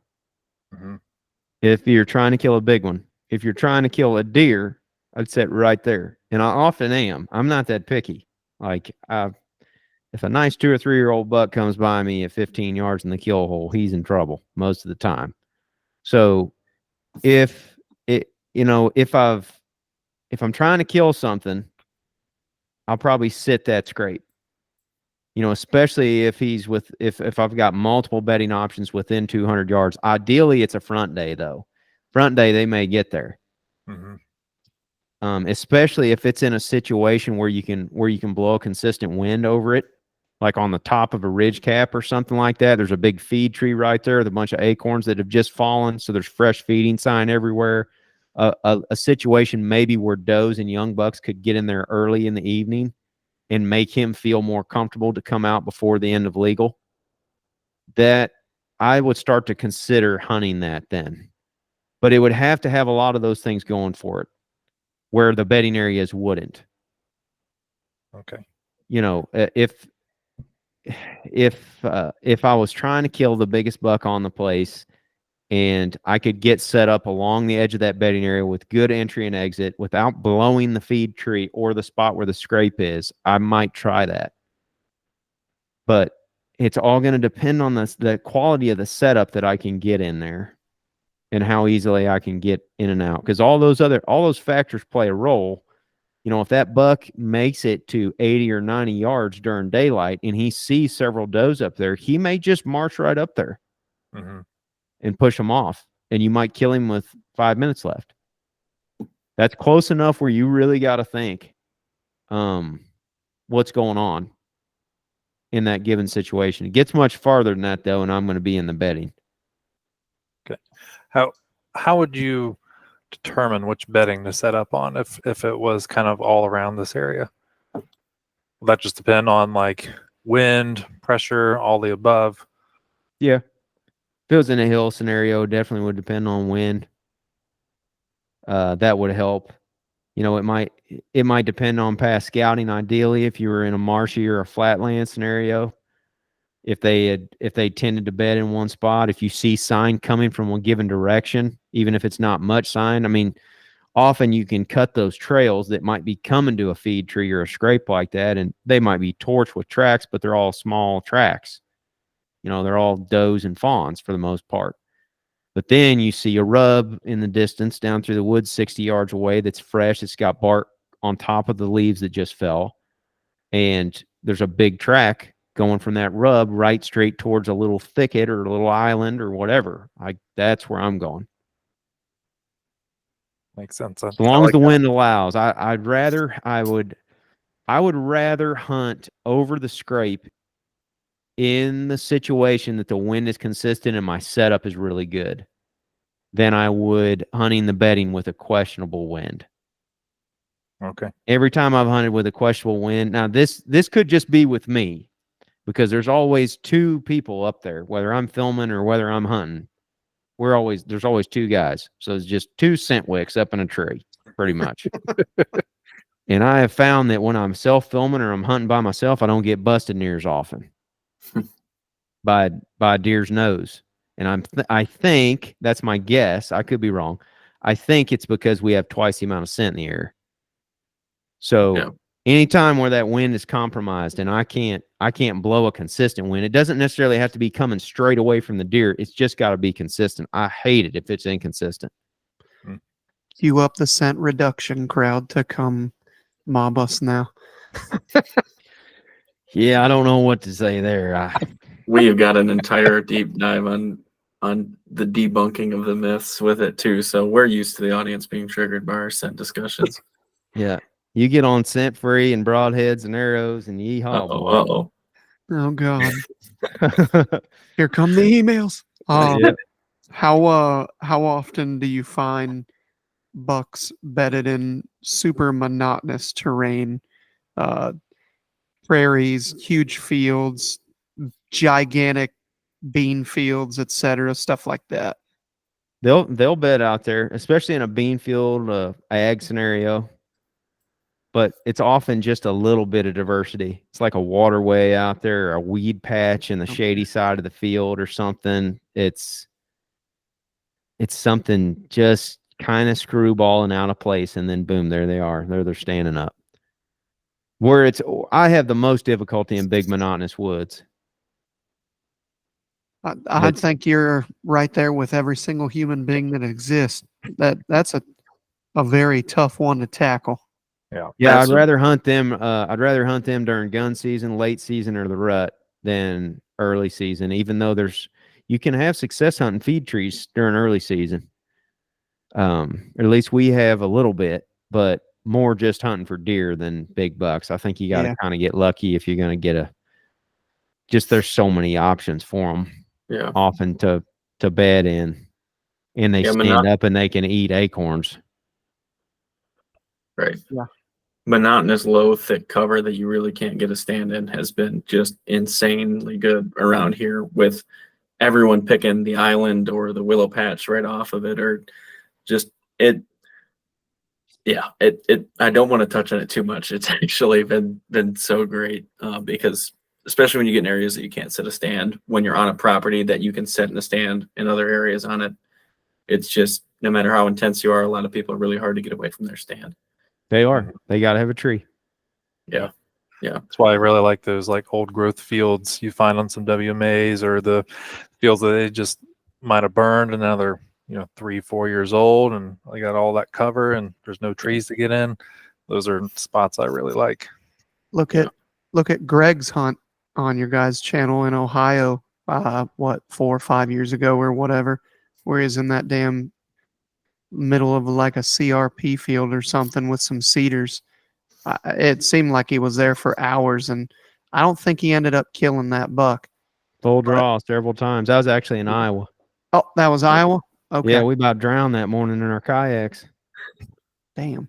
Yeah, you need to be on the other podcast segment, the Wild Calling Wednesday segment. Yeah, I mean, it was crazy. It was crazy. Me and Greg drug kayaks 1.5 miles in the freaking dark to cross a river that was just ripping. It was not smart. And well, what we ended up doing was we took one kayak because it's too far to drag two for two of us. So we took one in a rope. Shoot. And what we were going to do is paddle across, and then I'd reel the kayak back into that rope, and that rope got in the current and started pulling the kayak down the stream. And it was a rodeo. We got across that sucker and got set up about an hour after daylight, sat all day, didn't see crap. We got out of there. We're dragging that kayak out of there and walked past that little patch of brush right next to the dang parking lot. And I looked up and he was standing there over a doe at 50 yards. Wow. And then that whole hunt unfolded. And yeah, that was just an overlooked little thicket. So you were the one behind the camera. Mm-hmm. Yep. Wow. And you can That's see pretty cool. bucks bed in there. If you park at the road and you stand on top of your car, you'll see them stand up out of there. But if you park in that parking lot and you walk in there, you will not see them. Wow. That's cool. They It's, know. They see you park there and they watch you walk in that path, and they know just to lay low until dark and then stand up, move the opposite direction. Yeah. Nobody wants to believe it. Right. I wouldn't have if we wouldn't have saw that deer that day and had that close call, and then the next year went right back to that spot first thing in the morning. Except I said I ain't gonna pull in that dang parking lot. I'm gonna stand on the trunk of this freaking car, and I stood on it and I looked out there and there was a buck right there, and he laid down right there, and we did not kill him because we tried to go in there down that stupid path that day and we never seen him. Yeah.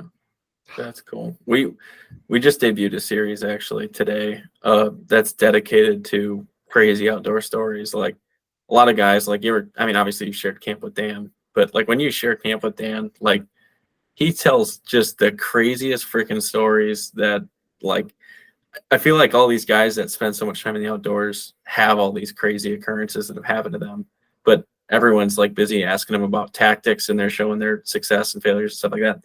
They don't ever come to light. And I feel like that era is starting to like die off. Like those older hunters that we look up to, like their stories are starting to expire with them, you know? And we've recently started a series that's dedicated to capturing those. And you guys, any member of THP would just be like the poster child for that series because you guys do everything in the sketchiest situations and everywhere. And man, I would love to capture some of that sometime with you. But enough aside with that. You've often said on trips that you're focused primarily on just gaining information at first, more than going in and hunting. And that's really what you're looking for to start off a trip. How would you recommend that people not just gain information, but improve their ability to utilize the things they're finding out? That could be through taking notes, getting a whole bunch of reps, scouting in season, scouting post season. Like ideally, you're talking to our apprentice here, you're talking to an average beginner hunter. If you could give them a progression that you think would allow them to become the best hunter possible, if you just threw them into the woods, what do you think you would advise them to do? I would try to understand your individual personality first. So if you are a type of person that likes to act on instincts and not think, to just go and hunt and kind of feel it out and not overthink it, because that's the thing. That's my weakness and that's my strength and my weakness is I sometimes paralysis by analysis. I overthink things when I shouldn't. But at other times, that really helps me through critical thinking, put all these pieces together relatively quickly that other people may not be looking at. They may not think about some of these little details where I will. But that's why I preface this by saying it depends on your personality, because Ted is very different personality than me. He does not think about all of the same things that I do, but he does not overthink. So he will go into a spot if he sees hot sign and it's really fresh and he doesn't fully understand, he's not totally confident that he understands what's going on with the bedding or whatever, he'll be like, okay, there was a big buck here. He's used this spot. I'm going to sit right here. I'm going to get the wind right, and I'm going to hunt right here. And he's had good luck doing that. And that is not a bad way to go. If you're having trouble putting all the pieces together, just trust your instincts. And if you get 300 yards from a parking lot and you run into some hot sign and you're like, so you start to get that feeling like, man, there's a good tree right there. The wind is pretty good. I don't see any people in here. Maybe I ought to just try this. Those are good decisions often, even if you don't kill one. If you have that sort of process, that's not a bad way to go. If you're like me and you're sort of OCD and you're thinking about this and thinking about that all the time, I would encourage you just to learn as much as you can about critical thinking in general. Just basic problem solving and critical thinking will help you put this stuff together. I mean, and it's amazing to me that it's not taught in schools, because hell, that's everything I went to college for, and in high school, I don't use that in my day to day. I can barely run a calculator, but I can figure out how to solve a lot of basic problems one after another. And that's essentially what you're doing when you're out there. So I don't know if all that makes sense or not, but It does. that's why I'm always thinking about it. I'm thinking about critically thinking about things that people are overlooking. And I'm trying to always invert it. Like if I think about this particular area and why it would be good, I'm thinking, okay, how many other guys are thinking the same thing? And are those guys here right now? Or am I going to see them back there or not? Yeah. And it sounds like at a high level too, you as Aaron Warbritton are thinking about, all right, like you compared yourself to Ted there, like what is the thing that I lack? And you're probably working on that skill to develop yourself into a more complete hunter all the time. So like I'm the same way as you. I overanalyze like crazy. And something I've made an emphasis on doing for myself is to act on impulse at times and just try to make it just an instinctual reaction. Not because it might be the best approach, sometimes it is, but because if I develop that, then there's really a situation that I feel like there's not as many that I will be stumped upon.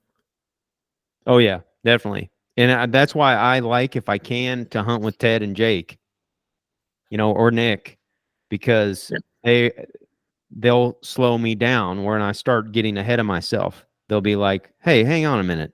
There's a huge rub right there in a big track. Why don't we just sit right here? And then you're like, hang on a minute. Maybe I need to listen to these guys and just do that.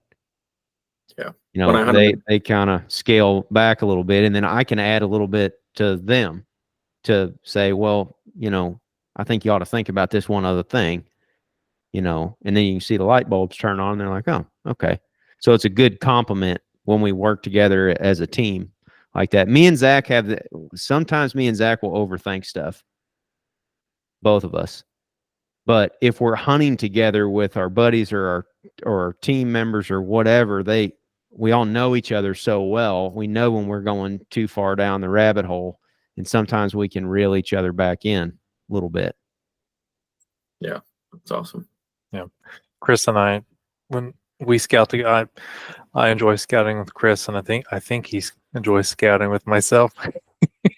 But it's funny because we'll get in an area, and then just with our how we think of things is just a little different. But we'll break a whole area down, and we'll think about it completely differently. But we'll kind of talk it out and may come to the same conclusion. But it's just, our learning styles are different. So when we break it down in our heads, it's just the reasoning or what we're actually seeing just might be a little different. You're just gaining more info than you would have had otherwise. That's a big thing for me. Is so many people will only learn from their individual experiences. And that's what they'll base everything off of, is just their own individual experiences. But if you hunt with other people, or if you scout with other people, or if you consume content or whatever. I mean, you had that example a while ago, Jacob, where you were talking about bumping a buck and then trying to find a way to repeat that pattern in a different situation. That's a way to take a bunch of different perspectives on something and use it to your advantage later on. So you can learn, you can exponentially learn so much more if you're able to understand, okay, here's my strengths and what my weaknesses are. Here's how I think. Now here's how these other people think and how they would tackle it.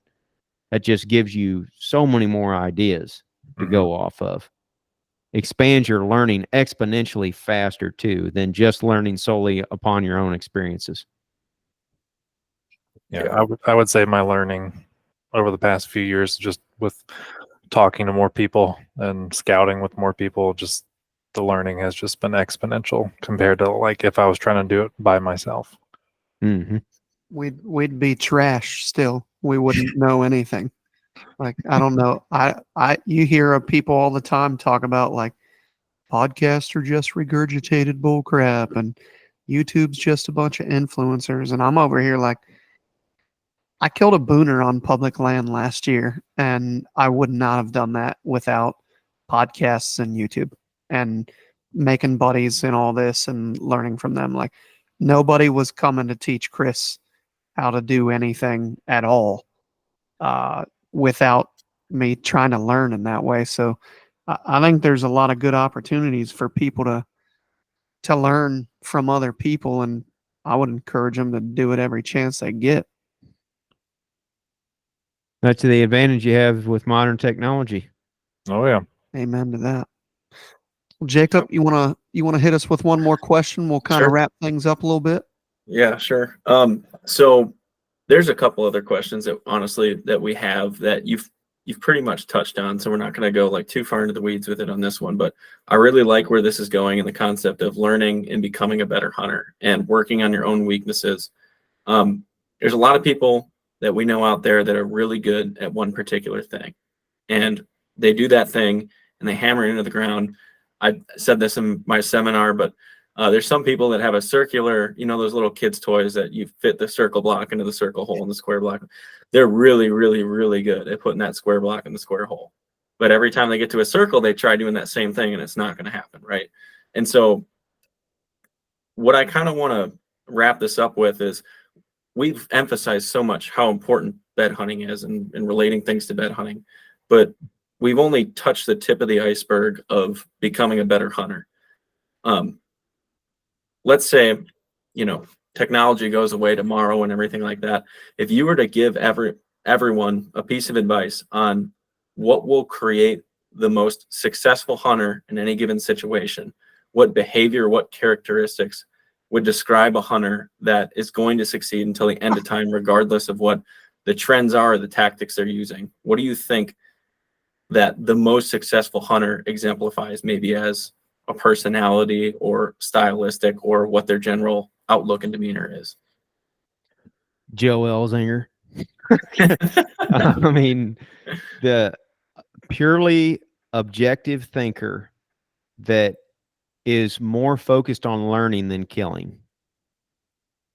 So how do I learn? I go to the woods and I start breaking things down. I start walking around. I start thinking about why things are the way they are there. Why are deer here? What are they feeding on? What's this plant called?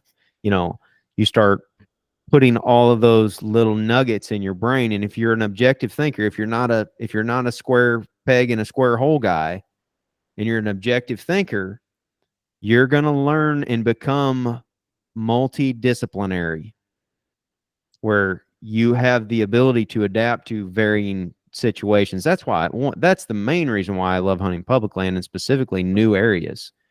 Is every time you go into one, it's just like, man, you're learning so much every single day about what goes on here, not just from the deer, but even from the people that have hunted there for years and years. I love talking to them. I mean, if I go into a swamp or something in Louisiana and I run into a guy that's hunted there for 30 years, I mean, I want to talk to that guy for a week. I want to understand everything that he's learned or try to. And I think going into it with that, just on the basis of trying to remain objective, don't assume stuff. You're gonna make guesses and be wrong a lot. But there's so many people that, based off of their experiences alone, will assume things in deer hunting. It's like, oh, this blood's red. He's hitting the heart. No, nah, maybe not. He could be hit high in the shoulder or in the neck or whatever. I mean, it's the same deal. It's like, oh, bucks are rubbing. Rut's going to be early. No, it's probably going to be at the same time as it is every year. They're just, as you see these things develop in people's brains over time based off of their own experience or their own individual circle. But as you branch out, and if you just make it a point to go scout new areas, public, private, doesn't matter, you're going to start learning exponentially more, way, way faster that way. And if you go into it with the approach of learning, not killing, that's the biggest thing. Like especially with a bow in your hand, I'm trying to learn. That's my goal, is to learn. Ultimately, I want to kill a deer, but a lot of things have to go right in order for that to happen. And only occasionally do we run into a situation where it's like, oh boy, we're about to kill one right here. Most of the time, we're just guessing and we're learning along the way. Yeah, it's funny because I asked you that question with already having a bit of list of the things that I would say describe you, and it was, not in the same terminology, but like being objective, keeping an open mind to the things that you're learning. I mean, we talked about that over and over again throughout your strategy with this podcast, and not just seeking to kill a deer, but seeking to become the best deer hunter you can. And I think a lot of us see in any discipline, whether that be your job or fitness or sport or something like that, when you aren't in pursuit of just the goal or victory and you're truthfully trying to just challenge yourself every single day, you not only become better at what you're going for, but you become a better person through it. And I think that, as a hunter, you can kind of use that hunting and becoming a better hunter as a microcosm for life. That if you just keep challenging yourself and you keep taking in the new variables every day, you don't hang on to your confirmation biases of yesterday, you're going to evolve, you're going to transcend hunting and just enjoy your experience a lot more. Mhm. Yeah, I'm trying not to beat a dead horse, but I'm not trying to compete with anybody. That's one reason why I like hunting a lot and why I gravitated towards it versus some sports when I was younger. Is because it was just me versus the deer or me versus me more often. Yep.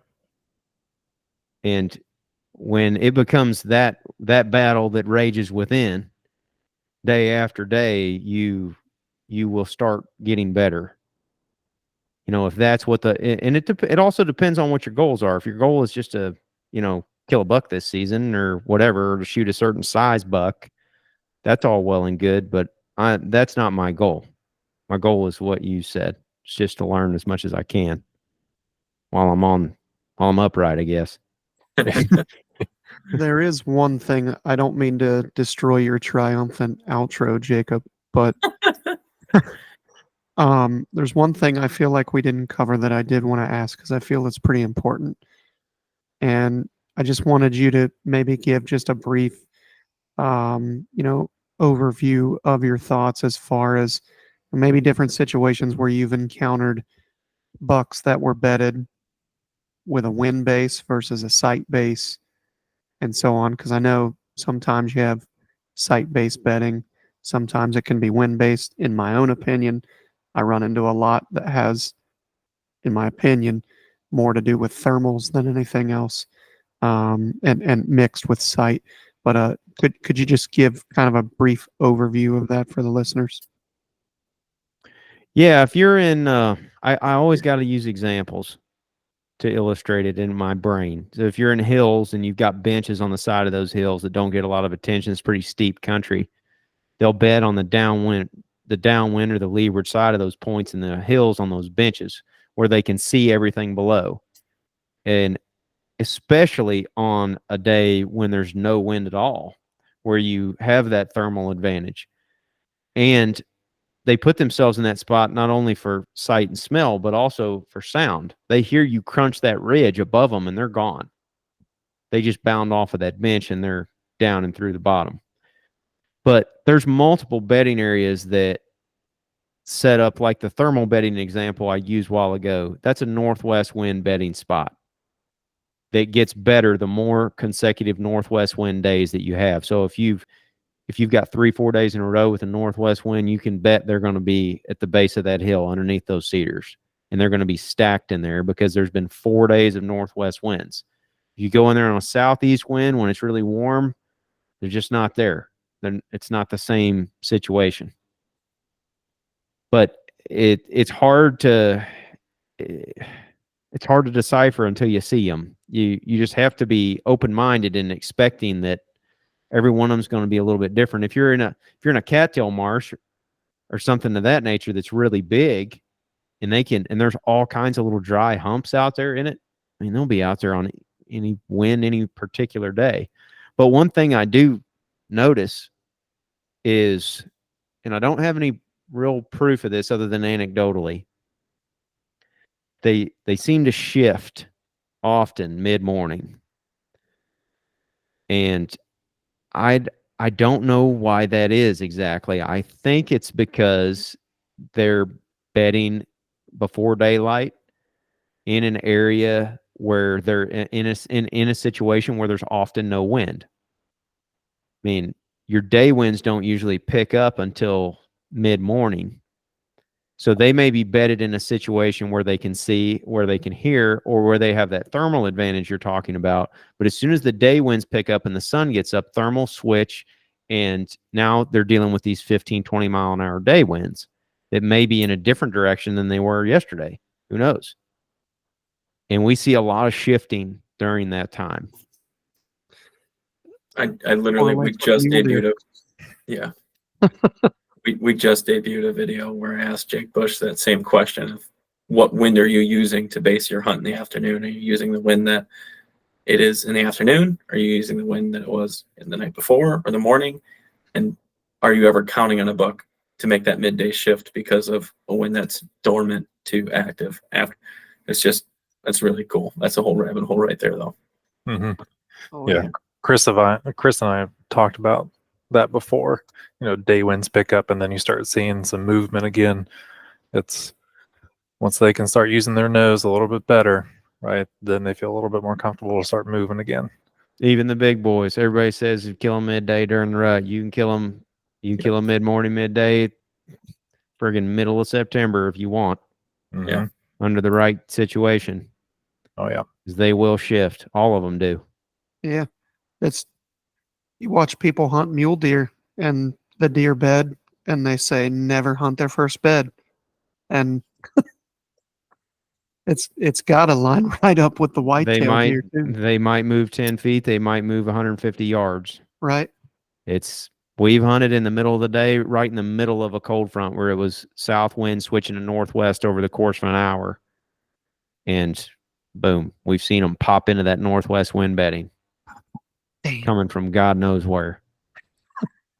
It's cool. That's good info. Yes. Yeah, it is. But I think it's a good spot to wrap this up in conjunction with, Jacob's original wrap up. This is my outro. Yeah.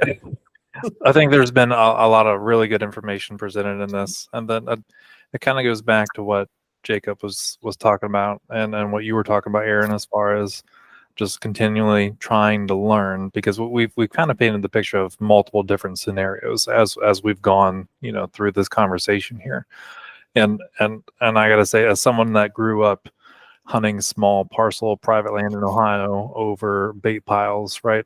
I never saw my consistency pick up until I sought the learning. Once I actively dove into learning and asking why is when my consistency, improved.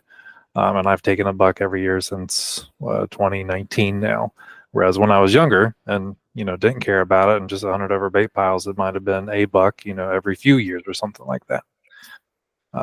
So never stop learning. We've said that phrase on this podcast before, and I think it is a very good saying to end on as well. But with that, thank you very much for your time, Aaron. We know you're a busy guy, so we really appreciate you coming on and having this conversation with us. Yep, no problem, guys. Yep. Enjoyed it. Thank you. And with that, this has been the Whitetail Apprentice series. I've been your host, Josh Schleck, and co-hosted on this podcast by Christopher Leppert and Jacob Sklinner. And once again, we were joined by the wonderful Aaron Warbritton. Fellas, thank you.